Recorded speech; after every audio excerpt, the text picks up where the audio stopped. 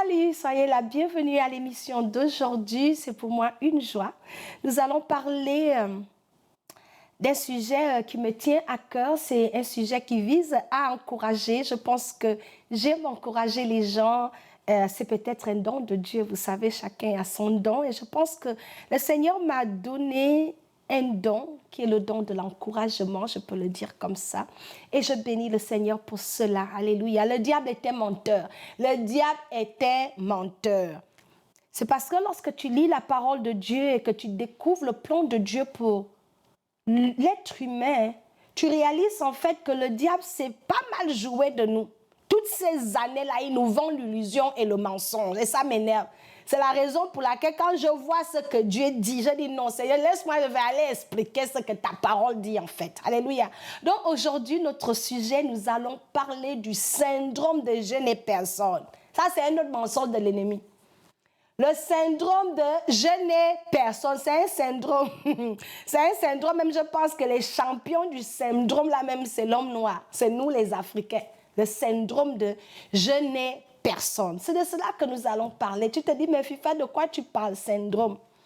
Le syndrome de je n'ai personne, c'est le syndrome qui fait que plusieurs personnes aujourd'hui se retrouvent à ne rien faire de leur vie parce qu'ils sont littéralement assis sur l'excuse de « je n'ai personne pour m'aider, je n'ai personne, si j'avais quelqu'un, si je n'avais pas ça, oh c'est... » Non, Dieu m'envoie te dire que c'est un mensonge. Il faut reconnaître que tout ce temps-là, tu te mentais à toi-même pensant que tu es là où tu es parce que tu n'as personne. Dieu dit il faut arrêter. Parce que la grâce de Dieu nous suffit. Alléluia. C'est de cela que nous allons parler. Tiens-toi bien, invite la voisine. On va parler à cœur ouvert. Et si tu nous regardes pour la première fois, eh bien, je m'appelle Marie-Thérèse FIFA. Appelle-moi FIFA, qui veut dire shalom. Reçois la paix de Dieu. Jésus nous a fait la promesse. Il a dit, je vous donne ma paix. Elle n'est pas comparable à la paix que le monde nous offre, qui est une paix temporaire. La paix de Dieu est une paix exceptionnelle parce que c'est une paix qu'on a même au milieu des tribulations. C'est une paix qu'on ne peut pas décrire. Tu es seulement rempli. Malgré les problèmes, le diable lui-même est étonné. Le diable est étonné, il se dit, mais la fille là même, on fait comme avec elle. La paix de Dieu et la joie du Seigneur est ma force. Recevez cette paix au nom de Jésus. Alors, sans plus tarder, partagez nos vidéos. Abonne-toi si tu t'es pas abonné. Et puis, poste-nous un commentaire. J'ai vu des gens qui nous ont regardé des pays comme la Tunisie, le Maroc. Je bénis le Seigneur pour cela. Et j'ai aussi vu une sœur qui m'a dit, je te regarde de l'Haïti. Les Haïtiens, soyez la bienvenue. Merci de me regarder en Haïti et dans tous ces pays francophones où nos émissions passent. Je rends des actions de grâce à Dieu pour cela. Alors, aujourd'hui, comme je disais, on va parler, le titre de ce message, c'est « Sois délivré du syndrome de je n'ai personne pour m'aider ». Sois délivré de cela. Tu ne vas pas passer ta vie à « je n'ai personne pour m'aider, je n'ai personne pour m'aider, je n'ai personne pour m'aider ». Nous allons lire la parole de Dieu dans le livre de Jean, chapitre 5, au verset 7. La Bible dit « Le malade lui répondit, « Seigneur, je n'ai personne pour me jeter dans la piscine quand l'eau est agitée. » Vous allez vous-même lire cette histoire dans le livre de Jean. C'est l'histoire d'un homme qui était malade pendant 38 ans. Imaginez, 38 ans de sa vie, il était paralytique, il était malade, il était couché à terre. La vie passait devant lui. Oh, je n'ai personne. Ce qui se passait dans cette histoire-là, il fallait se jeter dans la piscine de Bethsaïda, si je ne me trompe pas. L'ange passait une fois et tu te jetais et puis tu étais guéri. Tout le monde qui plongeait était guéri. Mais le monsieur là, quand je lis ça, je dis, mais l'homme là aussi, oh. Si tu sais que l'ange vient une fois, c'est pas tu t'assois dans la piscine, tu laisses tes pieds dedans. C'est-à-dire tu t'assois même au bord, tu laisses pieds dedans. Pour que quand l'ange vient, tu es déjà dedans. Ah, on peut faire ça. Fait que plusieurs personnes aussi ressemblent à cet homme-là. Tu es paralysé, tu ne veux rien faire de ta vie parce que tu es offensé, tu es frustré, tu continues d'accuser. C'est parce que l'oncle qui est ministre, il n'a pas voulu prendre ton dossier. C'est parce que ta tante qui est docteur n'a pas voulu payer ton école. Oh, c'est parce que tes parents sont morts que ta vie est comme c'est aujourd'hui. Oh, c'est la faute de la femme que tu as épousée, que tu n'as pas encore fait telle chose, tu n'as pas fait ça. Oh, c'est la faute de ton mari, si ton mari était comme ça, si ceci, si cela, c'est l'oncle.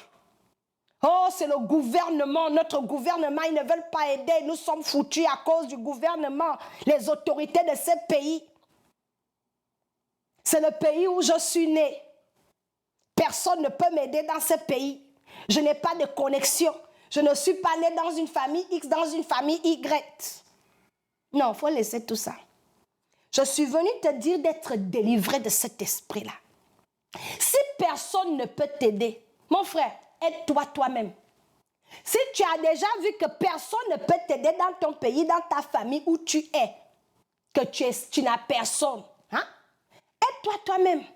Il y a un adage qui dit que aide-toi, le ciel t'aidera. Aide-toi toi-même. Et si tu vois aussi que toi-même, tu ne peux pas t'aider là, je suis venue t'annoncer que Dieu qui est au ciel peut t'aider. Donc le syndrome de je n'ai personne ne tient pas la route. Ou c'est, oh, si je n'avais pas cet handicap, je serais là-bas.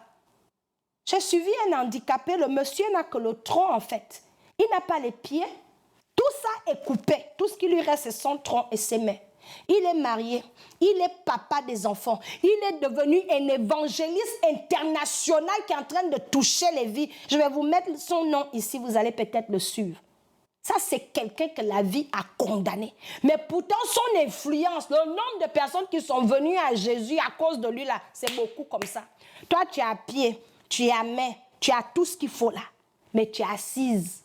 Oh, c'est la faute des sorciers du village. C'est le village où je suis née. Les sorciers de ton village dépassent Dieu. Oh, c'est le grand-père qui m'a mangé.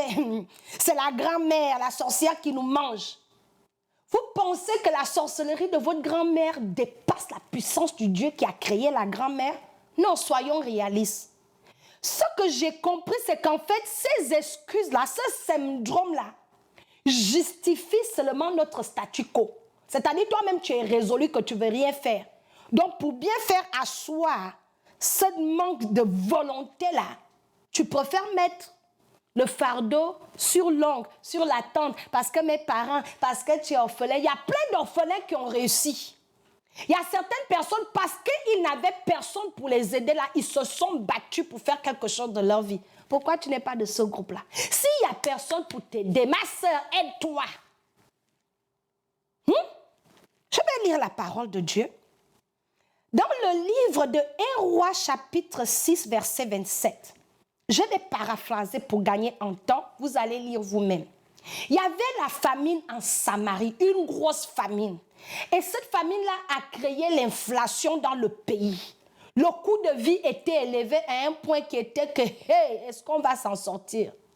Et le roi passait par là. C'est comme ça qu'une femme a vu le roi. Elle a dit au roi que, roi, pardon, il faut m'aider. Écoutez la réponse du roi. Le roi répond à la dame et il dit au verset 27, il répondit, si l'Éternel ne te sauve pas, avec quoi te sauverai-je? Avec le produit de l'air? Donc, ça c'est un roi, parce que le roi, on sait qu'ils ont tout en fait. C'est le roi qui dit à la femme que si Dieu ne nous aide pas là, on ne va pas s'en sortir. Pour dire ici que le roi dit à la femme, moi-même je suis limité. Famine qui est dans le pays là, c'est sur nous tous.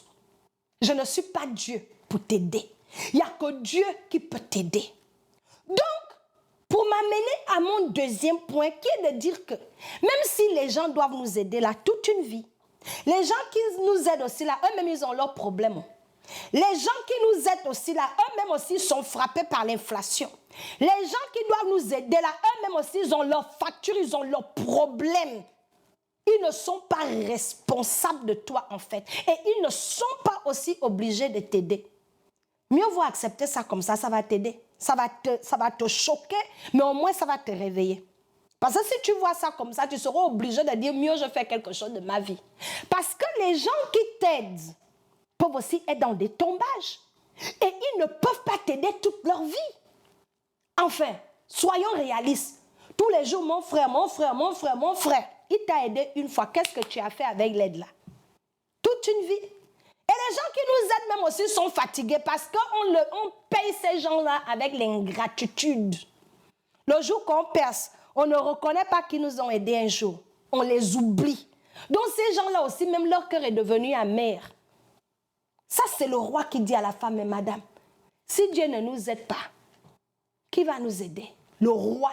Pour vous dire que même le roi était limité, n'a pas pu aider une femme. Donc tu ne peux pas passer ta vie à t'asseoir, je n'ai personne pour m'aider, c'est la faute de ceci, si mon père vivait, si ma mère était ministre, si ceci, si cela, laissons. Oh, c'est parce que j'ai grandi sans père, tu es la seule qui a grandi sans père. Nous tous, nous sommes des victimes d'avoir grandi sans les pères.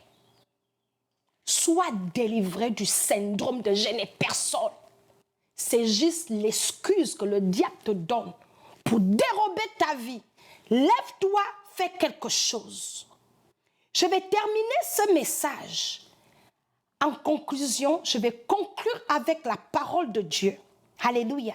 Dans le livre de 2 Chroniques, chapitre 14, verset 10 à 11, c'est l'histoire du roi Asa. La Bible dit, Asa invoqua l'Éternel son Dieu et dit, Éternel, toi seul peux venir en aide aux faibles comme aux forts.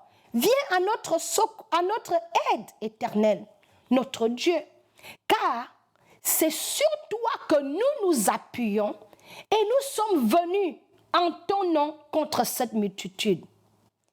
Éternel, tu es notre Dieu, que ce ne soit pas l'homme qui l'emporte sur toi.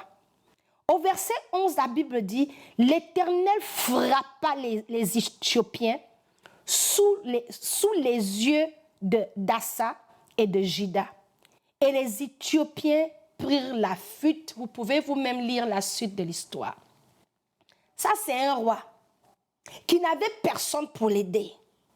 Il n'a pas recouru à ses forces, il n'a pas recouru aux voisins ou à qui. Il est allé vers Dieu. Il a dit, Dieu, c'est toi qui aides les faibles et les forts. Où on est là, c'est chaud. Aide-moi. Et la Bible nous dit dans la suite de l'histoire que parce qu'il a invoqué Dieu, qui peut aider les faibles, les avantageux, les désavantageux, le Dieu qui a créé le ciel et la terre, parce qu'il a recouru à Dieu, Dieu l'est venu en aide. Et la Bible dit que la suite de l'histoire, à ça, Dieu a mis en déroute ses ennemis et l'a récompensé d'un grand butin. Toi aussi, ma sœur, au lieu de continuer de t'asseoir sur le banc des excuses que « Oh, je n'ai personne, oh, je n'ai personne, je n'ai pas ceci, je n'ai pas ceci », tu as Dieu. Je suis venue te dire que tu as Dieu. Et l'apôtre Paul avait dit que ta grâce me suffit. C'est quand je suis faible que je suis fort. Donc l'excuse du syndrome de je n'ai personne, ma soeur, 2024, là, il faut enterrer ça. Parce que Dieu qui est dans le ciel là, il est toujours dans le business d'aider ceux qui viennent à lui. La Bible déclare que Dieu n'abandonne pas ceux qui se confient en lui. On a lu l'histoire du roi Asa ici. Est-ce que vous n'avez pas vu la fin que Dieu l'a aidé? Donc si tu cherches de l'aide, mon frère, ma soeur, recours à Dieu. Comment tu recours à Dieu? Commence quelque chose. Prie. Fais quelque chose. Ça commence d'abord dans la pensée. Lève-toi et va vers Dieu. Et avec la grâce de Dieu, Dieu va t'envoyer de l'aide. Mais si tu es couché, je n'ai personne pour m'aider. Tu es devenu aigri, tu maudis tout le monde dans la famille, personne ne veut m'aider, personne ne te doit rien. Mon frère, aide-toi et le ciel t'aidera. Alléluia. C'était le message d'aujourd'hui. Soyez délivrés du syndrome de je n'ai personne pour m'aider. Dieu peut t'aider et il est capable de tout et ses ressources ne sont pas limitées. Soyez bénis. Amen.